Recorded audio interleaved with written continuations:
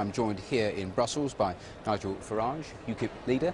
Thank you so much for your time. You heard William Hague there saying we had been standing up for Britain's national interests. Do you think he's right, or are we now marginalised? Well, initially I thought, what good news. The British Prime Minister has been tough and been strong. But actually what happened here was a sign of weakness.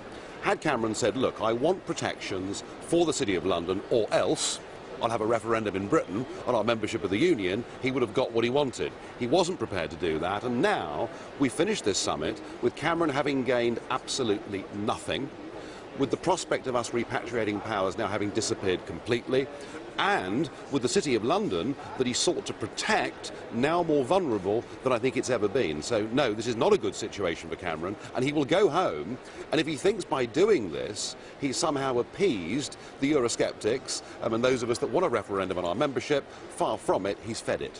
Really? Oh yes, without any shadow of a doubt, the real European debate in Britain began today. It is quite untenable for us to remain in a union, alone, on the outside, having laws made for us in a permanent voting minority. The time has come for Britain to make its mind up. We must have that referendum. You heard William Hague, and the Prime Minister has been saying much the same thing, which is within the 27 countries there are a number of groups. The Schengen arrangement, there are agreements on defence.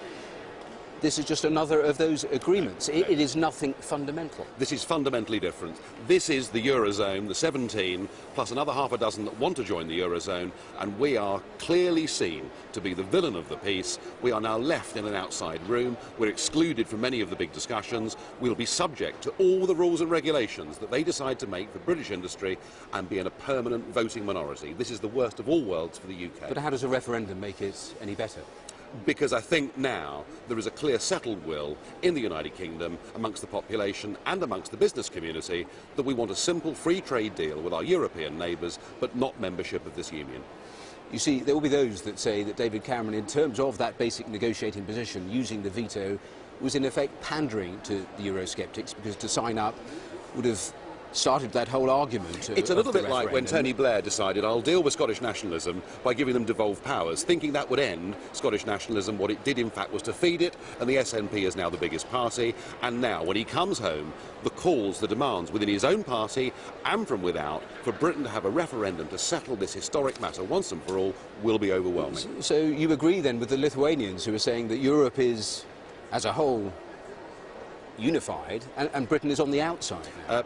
Britain is very much on the outside. You know, we're half in, half out. We're subject to the rules. We have no influence whatsoever. It's costing us a vast amount of money to be here. It's time to leave the EU and rejoin the rest of the world. Despite it being such a critical part of our trade and the amount that we... I was on Swiss television this morning and they were astonished that we were linking trade with EU membership. As they said to me, we have exactly the same terms of trade with European companies as you do, without membership of the Union and without all those awful rules and regulations. Okay. Nigel Farage, we will leave it there. Thanks very much as we